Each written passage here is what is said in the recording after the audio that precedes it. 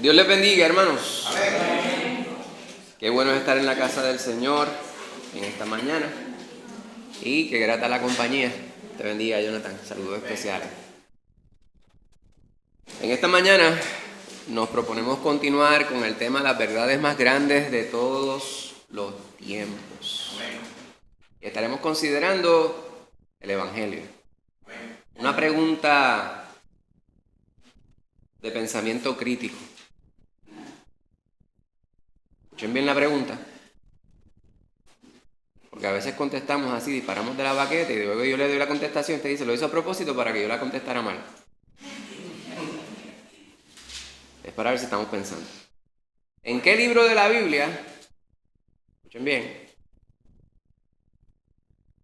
comienza el relato del Evangelio? Piensen bien primero. ¿En qué libro de la Biblia comienza el relato del Evangelio? Aquí hay varios que han levantado la mano. A ver, ¿ya todos pensaron? Sí. Millo, dígame.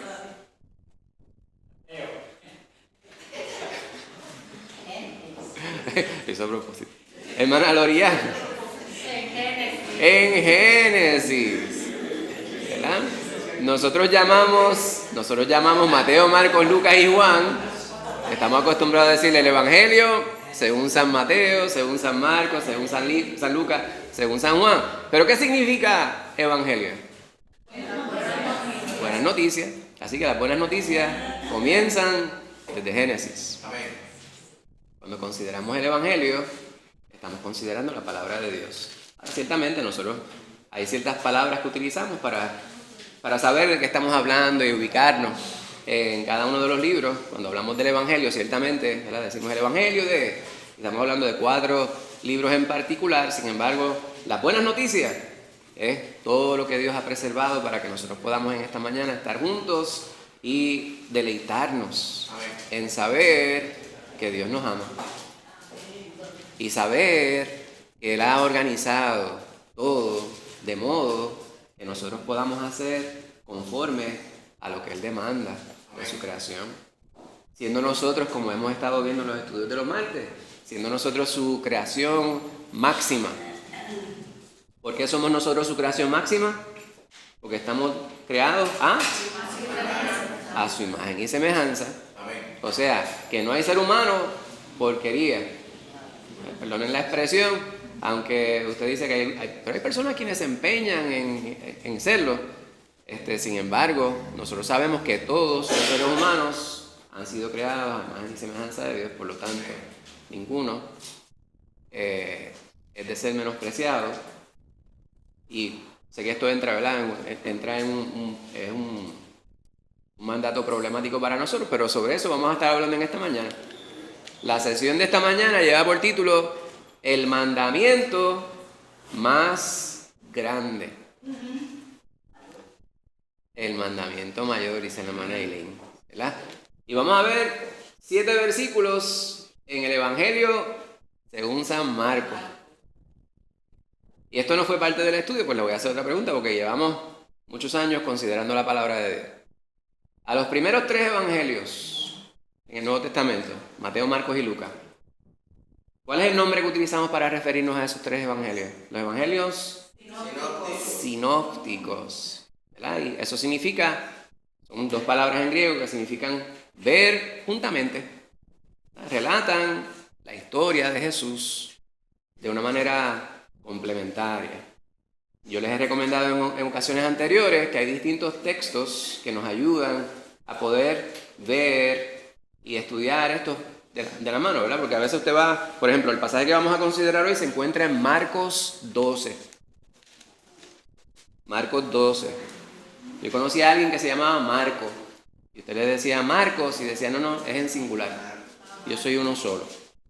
Pero este era Marcos. Y usted ve y dice el gran mandamiento, empezando en el versículo 28 de Marcos. Y debajo de la perícope dice Mateo 22, 34 al 40. O sea, ese es el pasaje paralelo. Entonces, hay unos textos, unos libros. Hay uno que se llama la armonía de los evangelios. Y hay otra que es los evangelios en paralelo. Si usted quiere estudiar más a fondo los evangelios y verlos de una manera más sincrónica, si lo quisiera llamar de esa manera, ¿verdad? O cronológica más bien debo decir, pues esos dos libros les podrían ayudar, la armonía de los evangelios o los evangelios en paralelo. Eso. Básicamente lo que le presenta es el contexto completo y según fueron presentados. Aunque esto no es un estudio en Marcos, ¿verdad? Repasando cosas que hemos estudiado anteriormente, sabemos que Marcos es el más sencillo de todos esos evangelios sinópticos. Y hay quien dice que los otros dos sinópticos se basan en este. Marcos tiene 661 versículos y de esos 661 versículos, la gran mayoría se reproducen en Mateo y en Lucas, ¿verdad? Y casi verbatim, ¿verdad? El 50 y tanto % de lo que reproduce Mateo es verbatim, o sea, palabra por palabra, según lo dice Marcos. Obviamente, Mateo es más extenso, Lucas es más extenso, pero lo podemos ver de esa manera.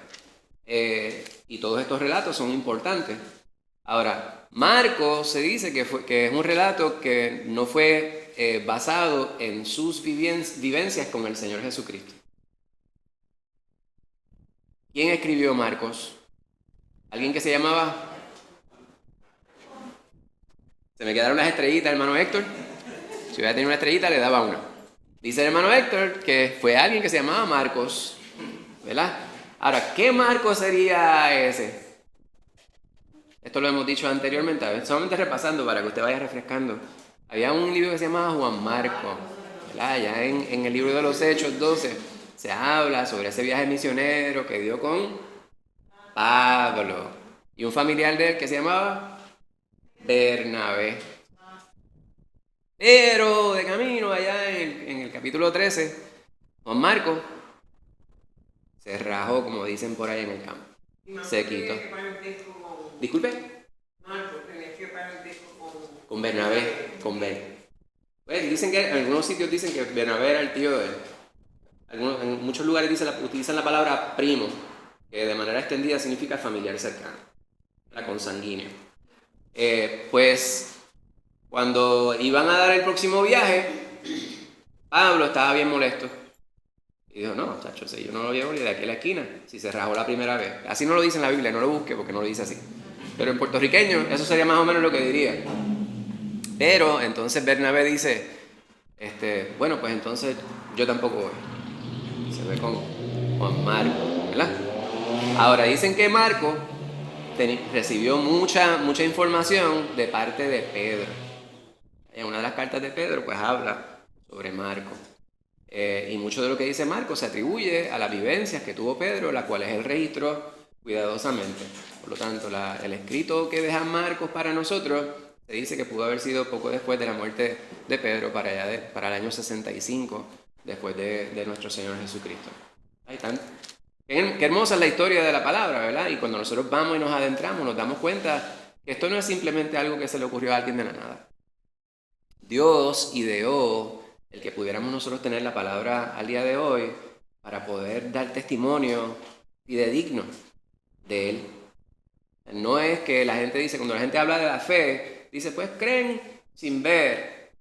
Sin embargo, la fe tiene un aspecto muy racional, nuestra fe tiene un aspecto muy racional, es pensado. La palabra de Dios, pues, es la evidencia de esto. Pues Marcos escribe este evangelio, ¿verdad? Y por si acaso teníamos dudas respecto a la relación con Pablo, el pastor, y hemos hablado en muchas ocasiones de que no se quedó allí, a pesar de que Pablo estaba bien molesto con él. Hay distintas cartas más adelante que escribiría Pablo, Filemón, a Timoteo, donde se habla sobre cuán útil le ha sido Marcos en un momento dado, particularmente cuando estaba Pablo en la prisión, a la obra y a él en particular. O sea, hubo una reconciliación, pero lo más importante es que Dios utilizó a Marcos poderosamente para poder dejar este relato que nosotros vamos a considerar. ¿Amén? Pues vamos entonces directamente al estudio. Ya hemos considerado 4 sesiones en el tema las verdades más grandes de todos los tiempos. todas las cuales quedan registradas en la palabra que Dios ha preservado para nosotros hasta el día de hoy. Hablamos sobre el nombre más grande, allá en Isaías 42. Hablamos sobre la mayor necesidad en Lucas 5. El pecado más grande. ¿Cuál es el pecado más grande? La blasfemia contra el Espíritu, ¿verdad? Que no es otra cosa que sabiendo que Dios es, negarle. Así de sencillo. ¿Por qué ese es el pecado más grande? Porque no hay reconciliación. Si la persona ha decidido en su corazón no creer en el Señor, pues, ¿qué se puede hacer con esa persona? ¿Verdad? Cuando llegue a la presencia de Dios, será descartado porque no ha creído en el nombre del unigénito Hijo de Dios. La semana pasada estuvimos considerando el mejor regalo que me han dado a mí. Hace 20 siglos que lo recibí. Y el mandamiento más grande durante el día de hoy, eso es lo que vamos a estar hablando. ¿Cuál es el mandamiento más grande? Amén. Eso es lo que vamos nosotros a ver en esta porción, ¿verdad? Dicho por nuestro Señor Jesucristo, ese es el mayor mandamiento. Pero él dijo, pero no se me queden ahí, le voy a dar el segundo. Y el segundo es semejante. ¿Cuál es el segundo mandamiento más grande? Y le dijo él, ahí es bien sencillo. En esto se resume toda la ley y los profetas, o sea, toda la palabra. Cuando vamos a la palabra, sabemos que la palabra en esos tiempos, y todavía en estos tiempos, cuando se habla de la ley, se habla del Pentateuco. ¿Cuáles libros son el Pentateuco? Los primeros 5 libros de la Biblia. Bueno, pues esos primeros 5 son el Pentateuco, la ley.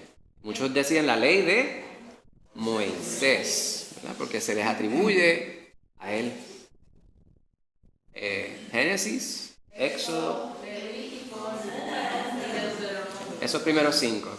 Y los profetas, todos los profetas posteriores.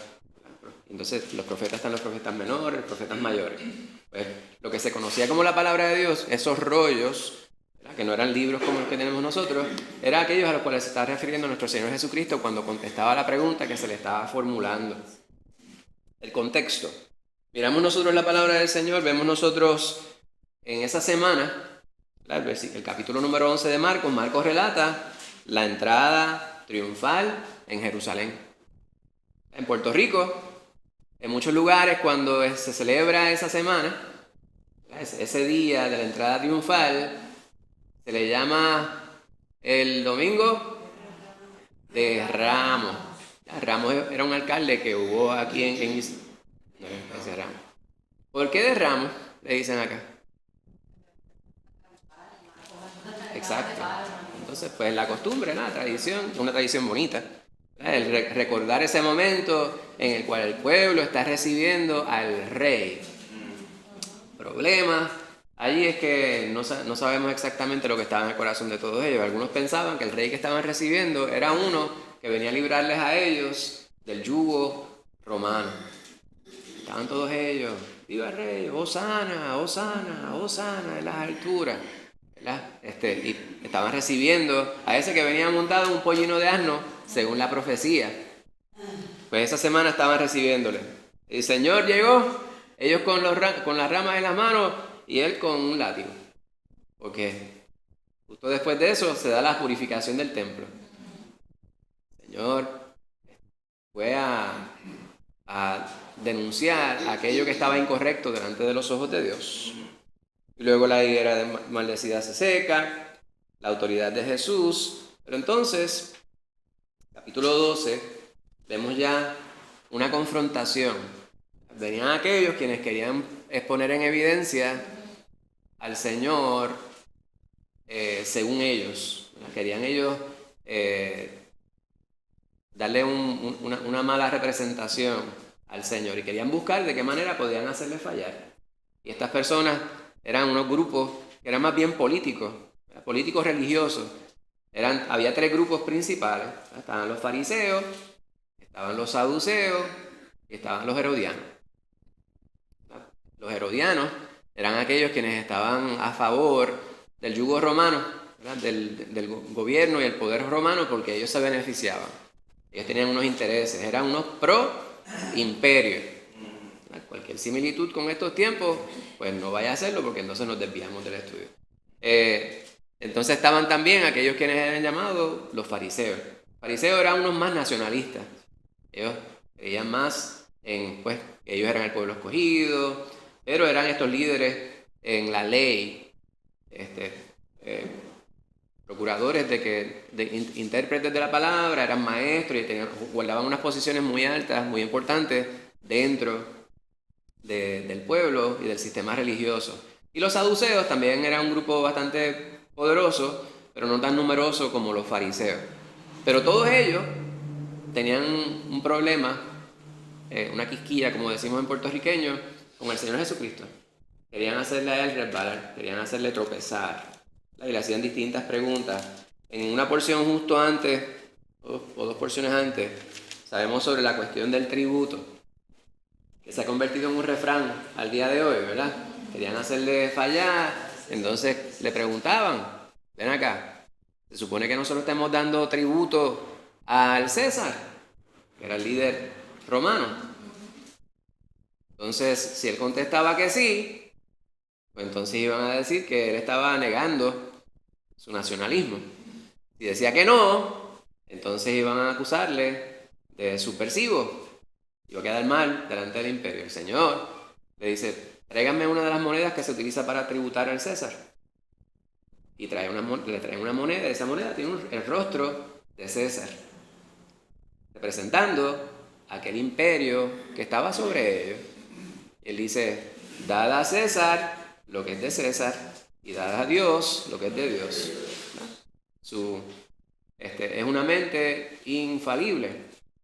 No había forma de ellos poder hacer que él fallara, porque nuestro Señor es perfecto.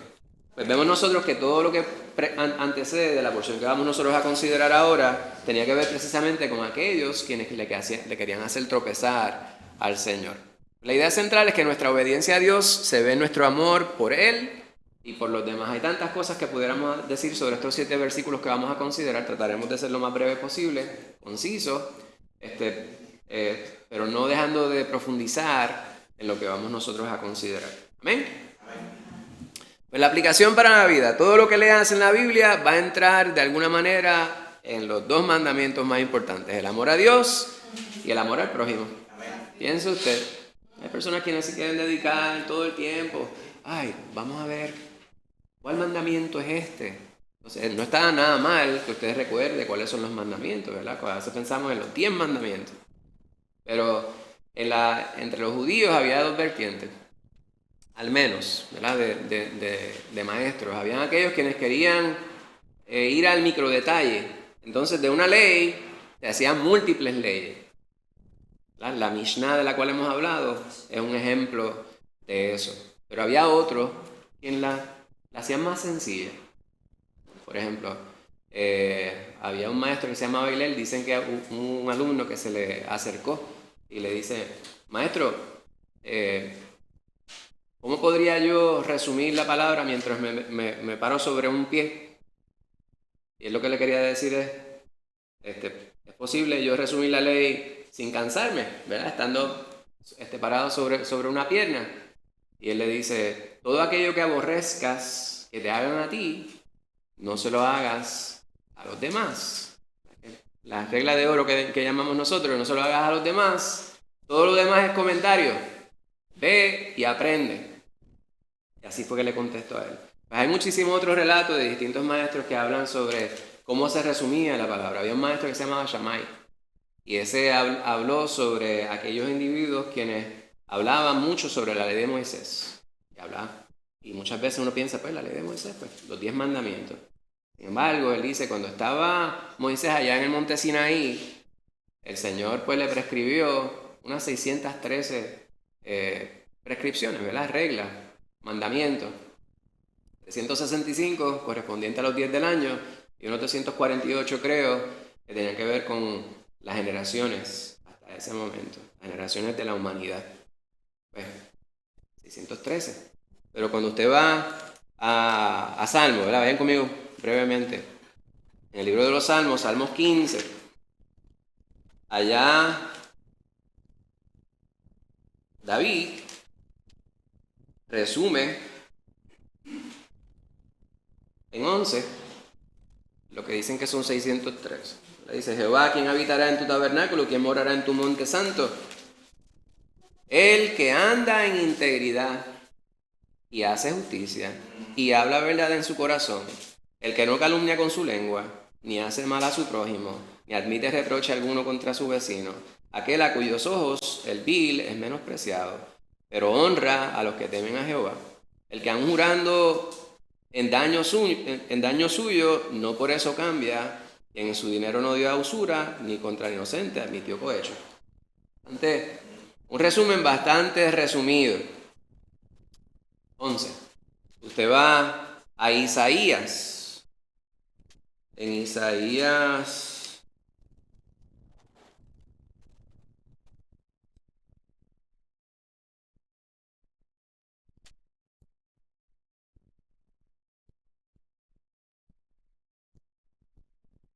'antes de ir a Isaías, vayan conmigo rápidamente a...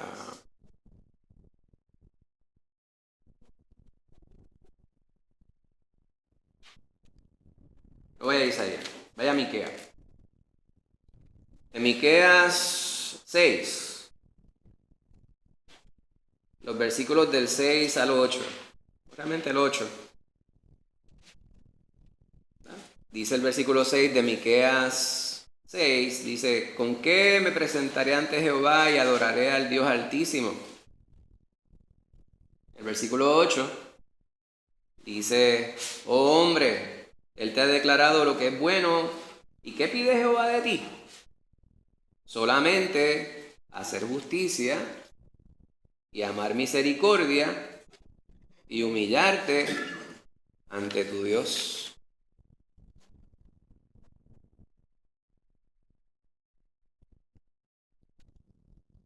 Y vemos nosotros que a través de la palabra, ¿verdad?, cada vez se hace más sencillo. La palabra no es cuestión de nosotros hacerla más complicada. En Isaías 56. Así, Isaías 56 dice: así ha dicho Jehová, guardad derecho y haced justicia. Y hay un resumen de dos cosas. Pues el Señor, la contestación que provee, la intención, es precisamente eso. Que nosotros podamos recordar que es lo más importante. Es lo que le pregunta este varón que se acerca a él. Pues vamos a ir a la primera porción que se encuentra en Marcos 12, los versículos 28 al 30. Mariela, ¿tú podrías leer eso bien fuerte? Marcos 12, versículos del 28 al 30.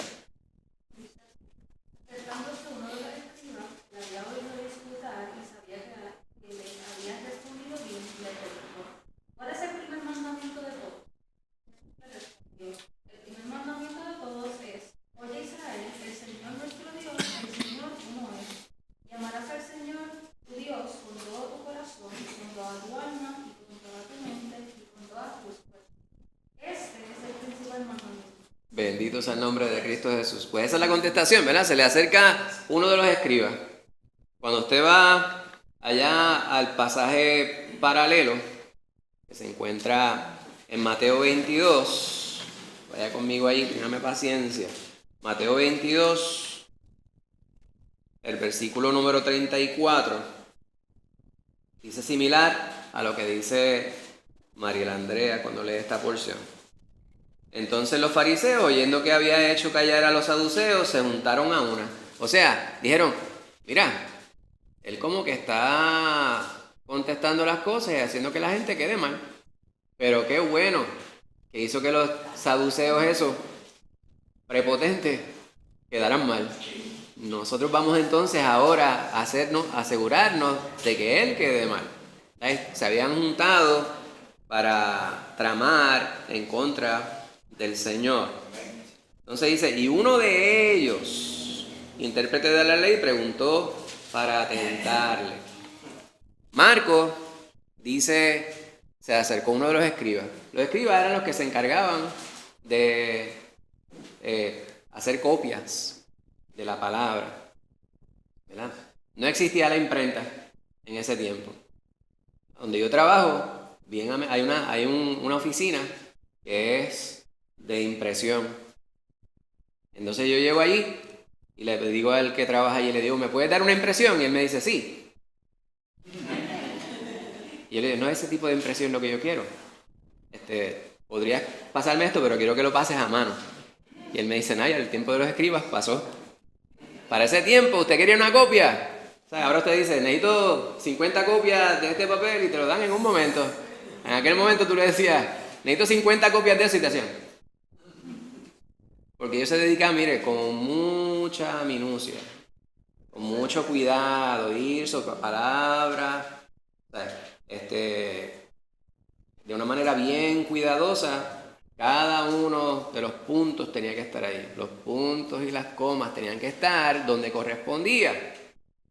Estos escribas se encargaban precisamente de eso, de reproducir de manera escrita la palabra, pero también la interpretaban la ley, la pasaban. Pues este varón, según la perspectiva que presenta Marcos, se le acerca al Señor. No hace la interpretación que presenta Mateo, por lo cual algunos, pensando que Marcos pudiera ser el manuscrito base, ¿verdad? No hay contradicción entre ellos. Sin embargo, la palabra tentar en algunos lugares, considerando lo que dice Marcos aquí, puede significar distintas cosas. Era para probarle. Sin embargo, la palabra tentar significa tentar. Aquí Marcos dice, le había escuchado que estaba en debate y se había percatado de que las contestaciones que daba el Señor a las preguntas que se le formulaban eran correctas. Había un interés en su corazón y el resultado del diálogo con nuestro Señor sabemos cuál fue. Lo hemos leído, por lo cual nos pudiera llevar a pensar que este varón llegó con una mentalidad abierta. ¿Verdad? El peor de los pecados, el mayor de los pecados, es la blasfemia contra el Espíritu. Sabemos que hemos dialogado sobre la persona se le endurece su corazón, ha decidido ya no aceptar lo que es la verdad. No hay peor ciego que el que no quiere ver. No hay peor estudiante que el que piensa que ya se lo sabe todo, que sabe más que el maestro.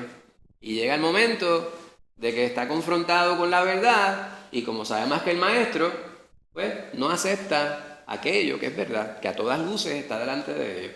Este varón no era así. Él fue y le hizo una pregunta muy puntual.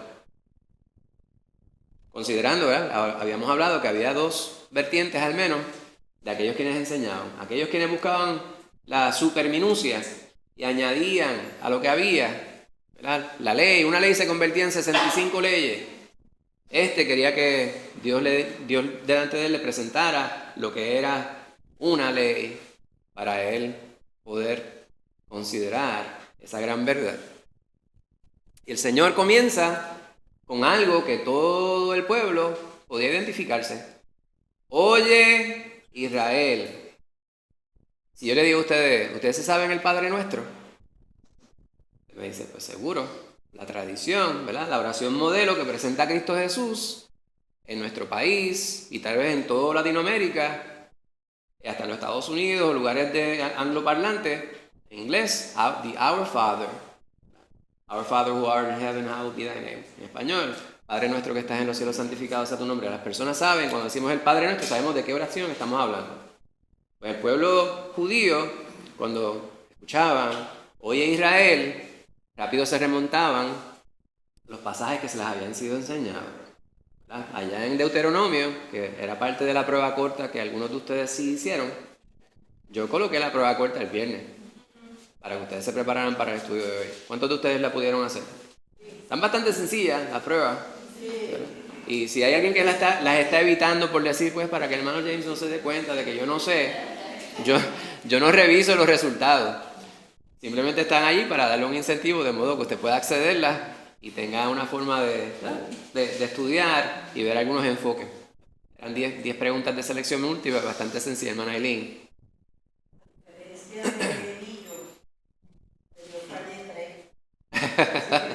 Pero, no se sienta mal que falló. pero con 70% se pasa.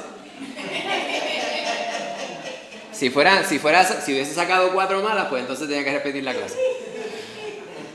Digo, si quería, ¿verdad? Porque eso es lo que hace que le baje el promedio.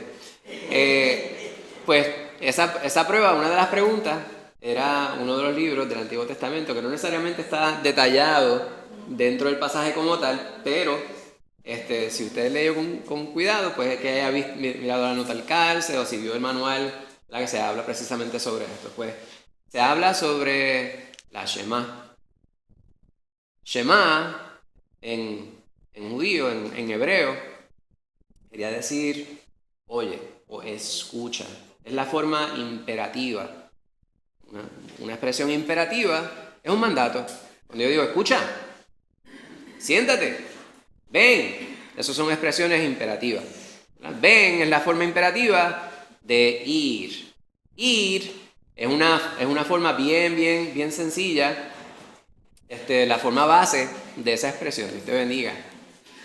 Pues le contesta el Señor, oye Israel, llevándolo a Deuteronomio. Vayan conmigo a Deuteronomio rapidito.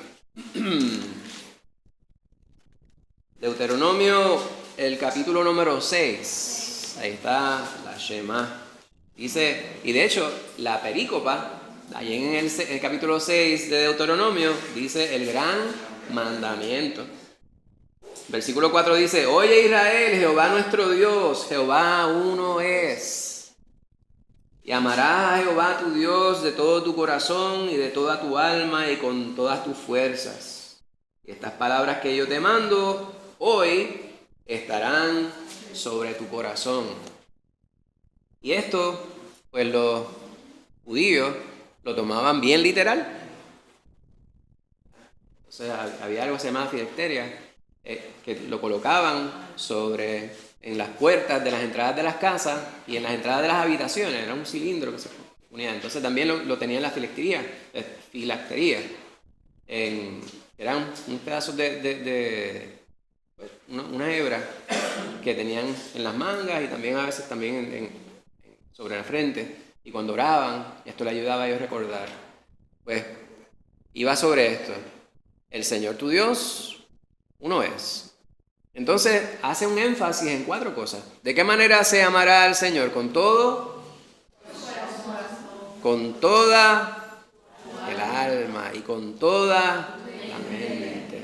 Todas esas cosas son interiores del individuo. Corazón, alma y mente. Dios es eterno. Dios es infinito en todas las direcciones. Omnipotente, omnipresente, omnisciente.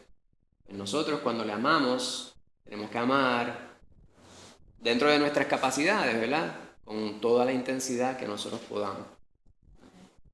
Con todo lo que sea posible. Con todo lo que nosotros somos. Entonces la parte física que dice nuestro Señor aquí, que se habla en la Shema, es con toda la fuerza. Y a veces nosotros, y como le hemos dicho en otras ocasiones, nosotros como seres humanos tenemos un código para poder comunicarnos que es limitado. Pero Dios nos ha permitido la bendición de tener una forma de comunicarnos diferente a los demás animales. Animales que son inteligentes, sin embargo no hay ninguno que tenga una mente como la del ser humano. Por todo lo que hemos dicho anteriormente, pues nosotros, aún con el código tan y tan complejo que tenemos para poder comunicar ideas abstractas, nos quedamos limitados respecto a aquello que está más allá. Utilizamos palabras como infinito, como omnipotente, omnipresente, omnisciente. Nosotros pensamos que realmente entendemos eso, pero tenemos un entender limitado. A veces le decimos a aquellos que realmente amamos, yo le decía, mami, yo te amo. Ella me decía, yo te adoro. Yo sé que eso está mal, pero adorar, ¿verdad? Dentro del concepto nuestro de amar, pues es amar con intensidad. Y ella me decía, yo te amo hasta el infinito y más allá. ¿Verdad? Y eso son ideas, ¿verdad? Que nosotros podemos semi-concebir, semi-entender. Lo que quiere decir eso es que no hay palabras para poder realmente expresar de qué manera yo te amo. Pues Dios espera que nosotros le amemos así. Eso es una petición bien importante. Y hemos hablado sobre, ¿verdad?, el conflicto que podemos nosotros tener. Si para ustedes eso es un conflicto y usted dice, eso para mí es imposible, ya eso es algo bueno.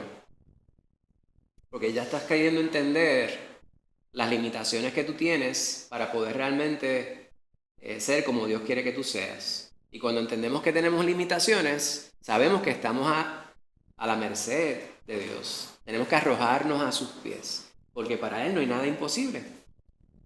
Si puedes creer, al que cree, todo le es posible, dice un relato que presenta Marcos también. Pues es bien importante que nosotros entendamos qué es lo que Dios demanda de nosotros. Demandaba eso del pueblo de Israel, pero lo demanda de nosotros también. Que nosotros le amemos de esa manera. La sabiduría de Jesús se hace evidente ante aquellos quienes buscaban hacerle tropezar. Era demasiado, estaba por encima de ellos, ¿verdad? Y con una sola respuesta, Él le habla a ellos utilizando ideas que para ellos eran familiares. Y por último, sabemos que Dios es categórico. Con Él es todo o nada. No puedes entregarle la vida de tus hijos y quedarte con la tuya. No puedes decirle, te entrego mis finanzas, pero en mi vida personal yo hago como me da la gana. Porque si hacemos una cosa y no hacemos la otra, nos estamos contradiciendo. Tenemos que tomar una decisión respecto al Señor. Amén. ¿Quién está triste? Veo que algunos tienen el rostro demudado. Pregunta para meditar. ¿Qué significa en la práctica diaria amar a Dios con todo el corazón, el alma, la mente y las fuerzas? ¿Y en qué aspectos de nuestra vida tiende a ser más difícil amar a Dios de esta manera total? Es una pregunta, pero realmente son dos. ¿Qué significa eso de amar a Dios con todo nuestro corazón, con toda nuestra alma, con toda nuestra mente, con todas nuestras fuerzas? Rebeca. La pregunta es difícil. Qué bueno. Rosana. Entregar toda nuestra vida, todo lo que somos, Todo. nuestra mente, nuestro corazón, nuestras afecciones, lo que amamos, todo eso tiene que ir primero al Señor. Amén. Amén. Sé que no es fácil, pero es un proceso. Y yo concurro con Rebeca, ¿verdad? Es una pregunta bien difícil porque, ¿cómo es eso? Es algo virtualmente imposible. Si somos sinceros, es imposible. Pero, ¿por qué es imposible? Porque tenemos este cuerpo que es falible, que comete errores. Dios te bendiga, Silvestre. Que comete errores. Un cuerpo que es limitado, ¿verdad? Es finito. Usted dice, no, pero el mío es grueso. No estoy hablando de cuán ¿verdad? Que se acaba, que no es infinito. En el caso de considerar cómo es que yo voy a amar a Dios con la intensidad que Él demanda de mí, como les decía ahorita, reconocer que para nosotros en nuestra humanidad es imposible es algo bueno, porque estamos siendo sinceros. Cuando el Señor le preguntó a Pedro, ¿verdad? Pedro le dice, Señor, si yo tengo que dar mi vida por ti, yo lo hago. Y el Señor le dice, bendito Pedro, si tú supieras que antes de que el gallo cante, tú me habrás negado 3 veces. Y eso a Pedro le cayó cuando se dio cuenta que era cierto. Lo puso a él triste por demás. Resucita a nuestro Señor y confronta a Pedro. Y en poco tiempo Pedro ha madurado porque le ha dado tiempo para ver. Sabe que el Señor ante el cual se encuentra realmente es Dios, porque le había dicho, yo voy a resucitar, pero ellos no entendían lo que era eso. Y cuando el Señor le dice, Pedro, tú me amas hasta aquí, hasta el infinito y más allá, y él le dice, maestro, yo aquí. Y él le dice, Pedro, mira, que te estoy preguntando, hasta el infinito y más allá tú me amas. No lo busquen porque no lo dice así en la palabra. Y él le dice, maestro, mira. Y le dice, Pedro, ¿no será que tú me amas hasta el infinito y más allá? Y él se puso bien triste, ¿verdad? Conociendo sus limitaciones, pero no fue más allá de su limitación. Él la reconoció. Maestro, Señor, yo te tengo amor filial. No es el amor ágape que yo sé que debo tener. Yo sé cuál es mi limitación. Mi amor llega hasta aquí. No se ponga triste, hermano. Tú lo sabes todo. Tú lo sabes todo. Pues en el caso nuestro, No es cuestión de, como decimos en puertorriqueño, comernos el cerebro, ¿verdad? Usted anda por ahí sacando pecho, sí, yo que soy el que tengo la más fe del mundo, y de momento te tiran una cascarita de guinete, te resbalaste y te fuiste de cabeza y ahí te raspaste completo. Amamos al Señor, sabemos que Él demanda un amor. Lo importante es todos los días, hermanos, procurar caminar en esa dirección. Que si te raspaste la rodilla, pues mire, levántase, sacúdese, úntese lo que se vaya a untar ahí, agua oxigenada, ya no se unta alcohol. Agua oxigenada. Pero si a usted le gusta sufrir dolor, pues úntese alcohol. ¿Cuál es lo otro? La cosa está roja. Con yodo, lo que usted quiera. Pásese una lija de brillo, lo que usted quiera. Pero el Señor no demanda eso, ¿verdad? El Señor lo que quiere es que tú sepas cuál es tu realidad. Sin Él somos nada. Pues vamos a amarle con toda nuestra intensidad. Puede que toda tu intensidad no sea toda la que Dios quiere, pero ponte todos los días. Y eso es todos los días, hermano. Desde que nos despertamos, porque nuestra humanidad vamos a fallar. Todos los días vamos a fallar. Pero eso no nos define. Lo que nos define a nosotros es que somos hijos de Dios, porque hemos creído en Cristo Jesús. Por lo tanto, todos los días el Señor espera de nosotros que nos comportemos conforme a lo que es la definición de un hijo de Dios. Amén. Marcos 12:31 dice, y el segundo es semejante. Amarás a tu prójimo como a ti mismo. No hay otro mandamiento mayor que estos. El varón le preguntó cuál es el mayor y se llevó la ñapa. Amar a Dios con todo el corazón, toda la mente, toda el alma, toda la fuerza, hermana Rosana. Lo que quiero comentar es que el Señor dice que si lo amamos, lo obedecemos. La obediencia refiere al amor, igual que un hijo y un padre cuando lo ama, lo obedece. Amén, amén, amén. El Señor está hablándole a estas personas también sobre lo que ellos deben saber. Le citó números y parte de la Shema. Si usted va a Levítico, el capítulo 19, el versículo 18, dice, no te vengarás ni guardarás rencor a los hijos de tu pueblo. Y después dice, si no, amarás a tu prójimo como a ti mismo. Como yo pues me crié en un barrio, cuando a mí me decían prójimo, yo pensaba que era la persona que estaba al lado. Y era correcto, ¿verdad? Porque aquel y el prójimo. Pues, ¿quién es el prójimo? Le llegaron a preguntar al Señor, qué chiste mongola. Le preguntaron al Señor en un momento y el Señor les relató en otro pasaje bíblico, les relata la parábola del buen samaritano que todos nosotros conocemos. ¿Quién es mi prójimo? Entonces él le dice la historia del buen samaritano, ¿verdad?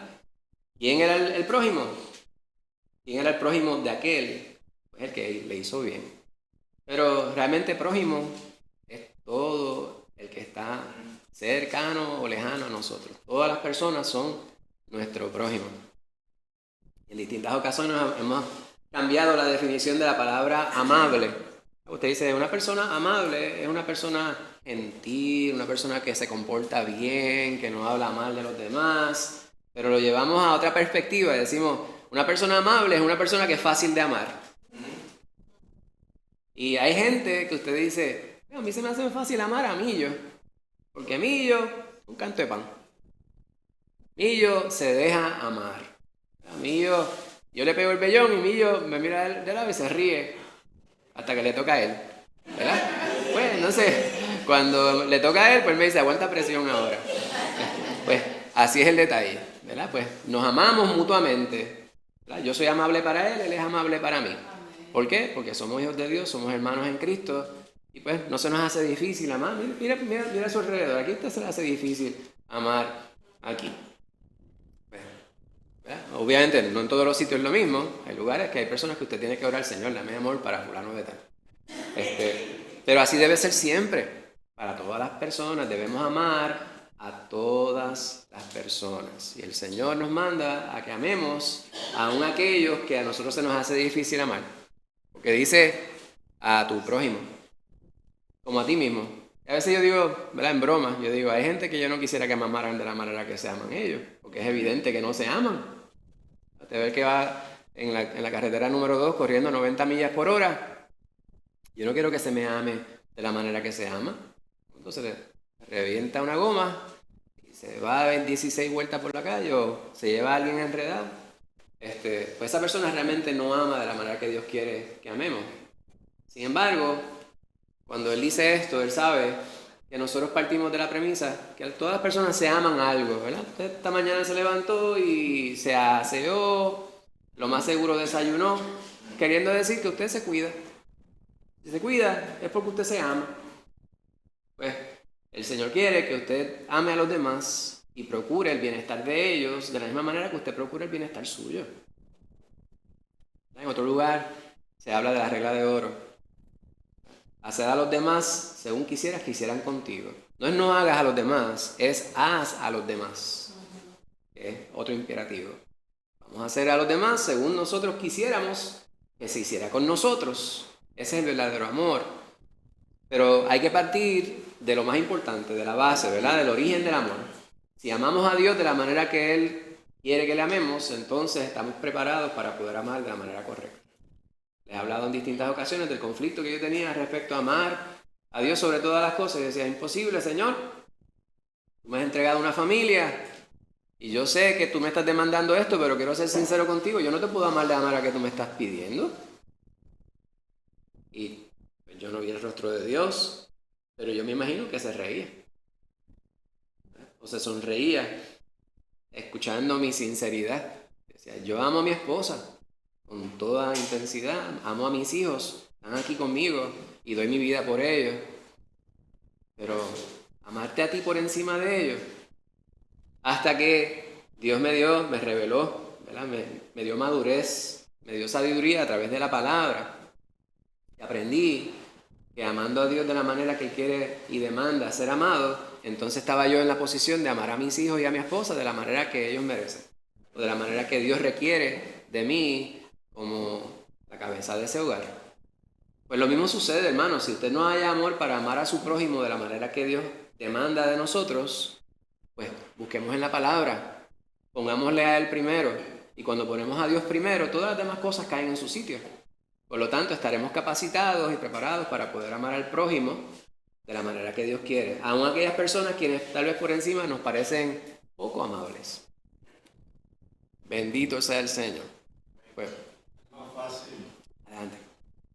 separar el primero que separar el segundo. Sí.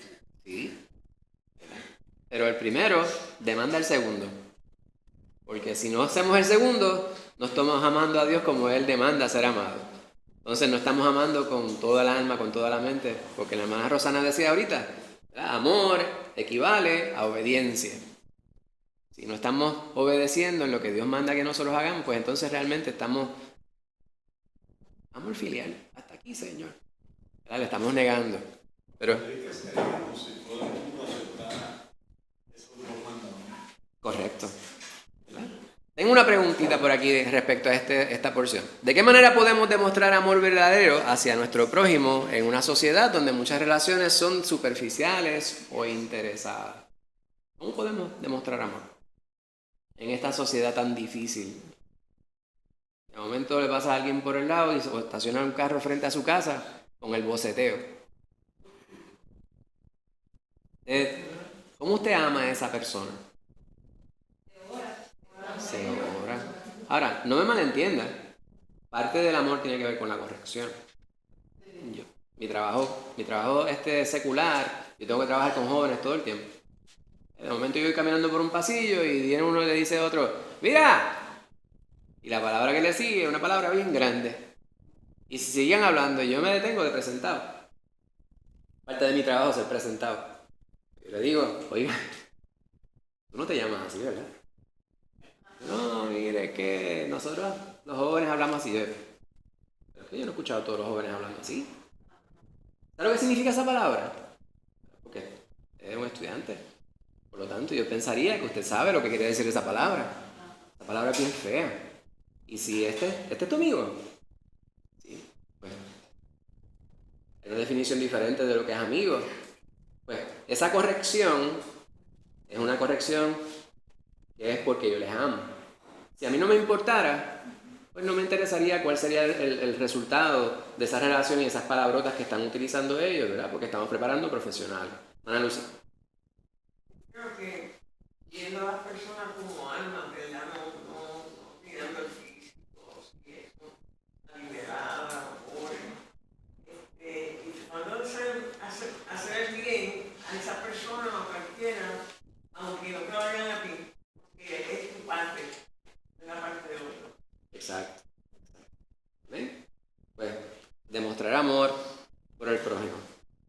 Hay que buscar cuáles son nuestras limitaciones primero, porque muchas veces, lamentablemente, hacemos lo que se llama la proyección. Proyectamos nuestras faltas a los demás. O en nuestro egoísmo, porque los seres humanos somos egoístas. Estas cosas, hermano, hay que reconocerlas. Porque en nuestra naturaleza humana tenemos muchas virtudes, pero tenemos deficiencias, limitaciones. Cuando yo le pregunto a las personas, ¿es usted egoísta? Y las personas no quieren, se quedan callados. ¿Es usted prejuiciado? ¿Es usted mentiroso? Pues, si usted en algún momento usted dice una mentira, pues, es mentiroso. Te dice, no, pero la mentira fue bien intencionada, pero sigue siendo una mentira, ¿verdad? Como usted conoce a alguien y usted le dice, mucho gusto, embuste. Ha sido un placer, pero ¿qué placer? ¿Verdad? Hay instancias en las cuales eso es cierto, ¿verdad? Pero hay instancias en las que usted lo hace por una cortesía, ¿verdad? Salud, buen provecho. Bueno, eso puede ser una cortesía. Pero hay ciertas cosas que nosotros hacemos que tal vez no necesariamente son costumbres.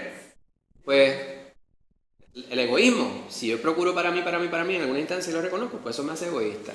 Si yo evalúo a las personas por lo que sea, ¿verdad? Siempre vamos a evaluar a las personas por nuestro bagaje, nuestro trasfondo, pues eso es prejuicio. Pues es importante que nosotros consideremos estas verdades, ¿verdad?, en nuestras vidas. Muy bien, pues vamos a avanzar por aquí. La última porción en Marcos 12, versículos 32 al 34. El pastor, si podría leer eso bien fuerte. Marcos 12, 32 al 34.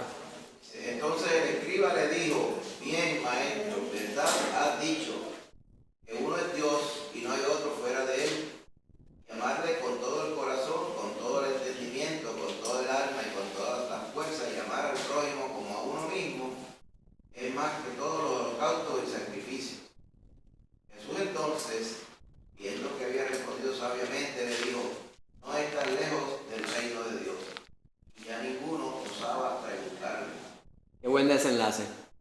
Él fue a preguntarle al Señor. Vemos el contexto que tanto los escribas, los saduceos, los herodianos, los fariseos, todos estos estaban buscando que el Señor tropezara, ¿verdad?, con los preceptos que él estaba enseñando, porque había un conflicto con sus intereses personales. Él le contesta a este varón que llegó allí, y es evidente, una mentalidad amplia. Cuando digo esto, lo que me refiero es que no tenía su corazón cerrado a un contraste de ideas, de pensamientos. Es bien importante, ¿verdad? Una de las cosas que queremos enseñar siempre, tanto en lo secular como en el ámbito de la iglesia, es que podemos estar de acuerdo en estar en desacuerdo. Sin embargo, hay unos principios que son fundamentales. Hay ciertas ideas que pudiéramos decir. Algunos lugares dicen, las damas deberían vestir de esta manera. O los arreglos del cabello deben ser de esta manera. Los varones cuando van a la iglesia deben ponerse corbata o no deben ponerse corbata. Esas son cosas que son por gusto, ¿verdad? Aquí el pastor ha hablado sobre esto a saciedad. Cuando hay una persona que es recalcitrantemente extremista, no acepta contradicción. Y eso es un problema, porque no puede haber una conversación. Esa persona, antes de que usted termine de hablar, ya quiere interrumpir porque no está escuchando lo que usted tiene que decir. Es un monólogo. Este varón llegó a hacer una pregunta sobre algo puntual y algo importante. Y tal vez inicialmente, como vemos en el relato de Mateo, pudo haber una intención o una mala intención, ¿verdad?, cuando se utiliza la palabra para tentarle. Pero Marcos hace énfasis en otra cosa. No es que fuera un relato distinto, pero vemos nosotros el resultado, que en ambos casos es el mismo. De varón, le dice, ¿has dicho verdad? Eso que tú acabas de decir, eso fue como, ¿verdad? Llegó este entendimiento a él y pudo ver al Señor desde otra perspectiva.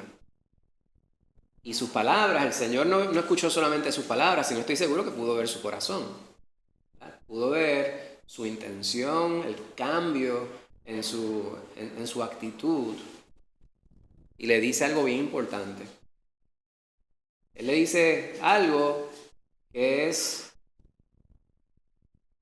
un buen inicio para aquel que quiere entablar una relación íntima con Dios. Le dice, no estás lejos del reino de Dios. Fíjense que él no le dijo, estás en el reino de Dios. Tú estás en la posición, has recibido lo que te he dicho.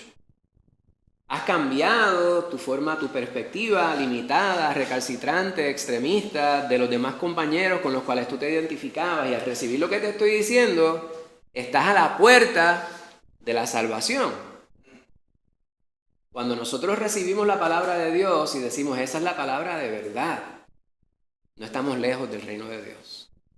No quiere decir que ya estamos salvos, quiere decir que ya nos hemos puesto en una posición de poder realmente internalizar la verdad del Señor, la cual nos lleva a una relación íntima y eterna con Dios. Y eso es lo que le dice el Señor. Y después de eso, más ninguno osaba preguntarle. Ninguno se atrevía a tirar las cascaritas para hacer que él resbalara. Les hago una pregunta y con esto termino.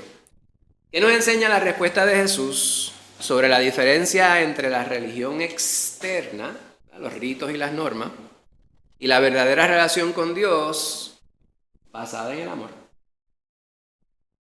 Hay un contraste, ¿verdad?, entre lo que es externo y lo que es interno. El Señor sabía el proceder de esta gente, que diezmaban hasta el comino. Las cosas mínimas, las especias, decían, ok, me diste 1 gramo o 10 gramos de especias, para que se me haga más fácil la matemática. Me diste 10 gramos de lo que fuera, de eneldo, me diste 10 gramos de lo que fuera, ¿verdad? De paprika, de menta. Pues 1 gramo de eso es el diezmo, hasta eso, porque ellos querían cumplir con el rito, con la norma, y eso es exterior, ¿verdad? Ahora, ¿cuál es la diferencia que presenta el Señor respecto a lo que es el rito y lo que es la verdadera relación, hermana Rosana? Lo que yo podría decir es que la verdadera relación con el Señor cambia uno y cambia la forma de pensar, la forma de vivir, la forma de ver las cosas, a la manera de Dios, y es por el amor que Dios ha puesto dentro de nosotros cuando le conocemos que Él nos cambia. Es lo único que nos puede cambiar. La forma de nuestra vida. Entonces así podemos obedecerle como Él quiere, Amén. aunque fallemos algunas veces, pero seguimos persistiendo porque es que nos hace perseverar ese amor que ha puesto en nosotros. Amén. ¿Alguien más? Una última pregunta. Este es un pasaje que hemos visto en distintas ocasiones. Algo que usted aprendió. ¿Qué usted aprendió? Algo que usted se lleva del estudio de esta mañana. Hermana Rebeca.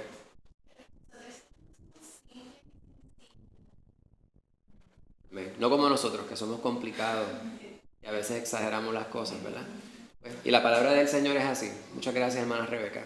Precisamente eso pensaba yo mientras yo miraba este pasaje. Dios quiere que nosotros entablemos una relación con Él. Y a veces hay tantas listas de cosas y este es el orden, etc. Mire, usted lo que tiene es que querer tener una relación con el Señor y el Señor le va a revelar. El hecho que estemos aquí no es casualidad. La palabra de Dios es concisa, es precisa, es sencilla. La palabra de Dios dice que la fe viene por el oír y el oír por la palabra de Dios. Es necesario adentrarnos en la palabra de Dios. Y si no, como si nos pasa como le pasa a la persona promedio, que nos ponemos a leer lo que fuera y de momento me da sueño. Seguro si estás leyendo la Biblia en la cama, ¿verdad? Para otras cosas sacamos un tiempo y para eso sí podemos dedicar mucho tiempo. Tómese una taza de café. Si usted sabe que a usted le da sueño cuando está leyendo, tómese una tacita de café, ¿verdad? Pídale al Señor que le permita una lucidez mientras está leyendo. No quiera leer la Biblia completa de una sentada. ¿verdad? De versículo en versículo. Empiece con Juan, luego vaya a Romanos y luego vaya, ¿verdad? Vaya a los estudios que tenemos de la iglesia. Todo esto le va a ser de bendición y todo esto nos va a ayudar a nosotros a crecer en fe y a entablar la relación de la manera que Dios quiere que nosotros la tengamos con Él. Muy bien, pues preguntas, dudas, comentarios, quejas, correcciones. Hermano Héctor. Una curiosidad. Recordamos que Jesús le dijo a Pedro, cuando Pedro le preguntó cuántas veces que perdonar, y él le dijo 7 veces, y Jesús le dijo no.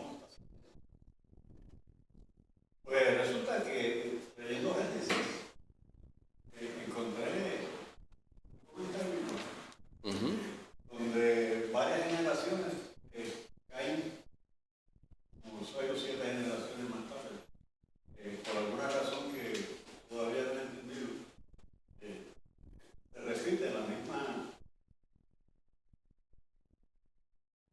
mismos versículos, donde él le dice, amén, ¿verdad? Y un joven por mi golpe, Dios, que mataré a un varón por mi herida y un joven por mi golpe. No sé a qué se refiere todavía. La amén que es verdad, 70 veces 7 lo será. O sea que se repite. Hay ciertas expresiones que son culturales, ¿verdad? Pero volviendo a lo que estábamos diciendo nosotros en la palabra, cuando usted ve que en el Nuevo Testamento el Señor hace referencia a la palabra, pues eso no es casualidad, porque es el mismo autor. Tenemos muchas personas quienes participaron en escribir, redactar esto que el Señor relata en los 66 libros, pero es la misma voz que nosotros vemos ahí. Amén. Amén. ¿Alguna otra pregunta, comentario, duda, queja, corrección?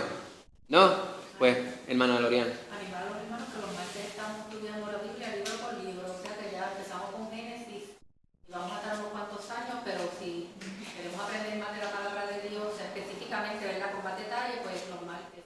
Exacto. Y está el programa de la semana, pues dice cuál es el pasaje que vamos a estar considerando cada uno de esos días. La asignación para la semana que viene, claro, no estoy seguro si hay algún mensaje, algún anuncio para cómo va a estar organizado el culto de la semana que viene. Hermana Angie, ¿usted podría arrojarnos lumbre en eso? Sí, el culto que viene todos los días son del sector. Ese día es el día del pastor. Este es el día del pastor, no porque aparezca en el calendario de esa manera. La iglesia pues ha decidido siempre agasajar a aquel que el Señor ha puesto por líder en la iglesia. Muy a pesar de que a él no le gustan esas cosas, ¿verdad? Pero el cumpleaños, yo siempre lo aclaro, ¿verdad? Porque yo lo sé. Siempre que se da algo como esto, lo ponemos a él en una posición incómoda. Pero qué bueno, ¿verdad? Porque también la palabra nos manda a que honremos a aquellos quienes están puestos en posiciones de liderazgo sobre nosotros. Y él es el pastor que ha sido fiel en su obra y nosotros queremos de esa pequeña manera agasajarle y honrarle en ese día, porque próximo después de ahí pues es su cumpleaños. Pues nos estaremos reuniendo a las 10 de la mañana, ¿verdad? Nosotros no le pedimos permiso al pastor para esa actividad, yo espero que nos disculpe. Que está aquí tendrá una palabra de exhortación breve. La hermana Lorimar nos va a estar dirigiendo en un devocional. Y luego de aquí, pues estaremos trasladándonos para un tsunami que me dijeron que va a haber. ¿Cómo se llama? Es un restaurante. Yo pensaba que íbamos a ir para un tsunami. Hay un restaurante que se llama Tsunami.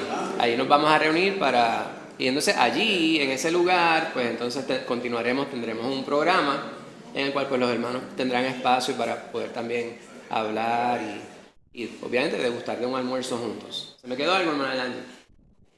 Bien, pues ese es el anuncio para la semana que viene. Sin embargo, hay una asignación, ¿verdad?, de estudio dominical, aunque ese día pues no vamos a tener estudio dominical propiamente. Más adelante pues veremos cómo pasamos para el otro domingo.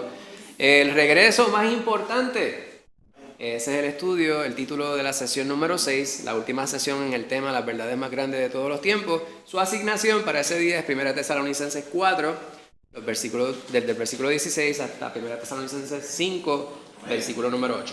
Les invito a que tengamos una palabra de oración y de esta manera damos por culminado el estudio. Santo Dios y Padre Celestial, te bendecimos y te damos gracias por el día de hoy. Gracias, Padre amado, por tu palabra. Tu palabra es clara, es concisa, es precisa, es sencilla, mi Señor, fácil de entender. Ayúdanos, Padre amado, a cada día internalizarla más, a adentrarnos más en ella, a escudriñarla, mi Señor, más importante que todo, a aplicarla en nuestras vidas. Que tu palabra defina lo que somos y que el mundo pueda mirar nuestra dirección y pueda ver el modelaje que tú demandas de nosotros. Nos queda muy grande, mi Señor, la petición de amarte de la manera que tú mandas, porque nosotros somos limitados.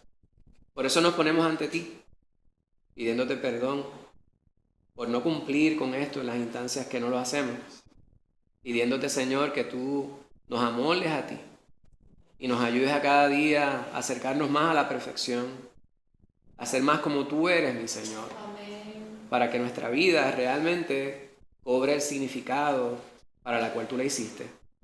Que te demos gloria a ti, mi Señor, en todo. Gracias por el privilegio de servirte, Padre Santo.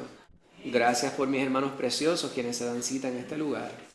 Te imploro, Padre amado, que tú derrames tu gracia, tu misericordia, tu compasión sobre cada una de las vidas aquí, sobre cada uno de nuestros hermanos quienes no pudieron llegar, Padre Santo, ya fuera porque tuvieran alguna enfermedad, tuvieran alguna situación que les impidió llegar hasta este lugar.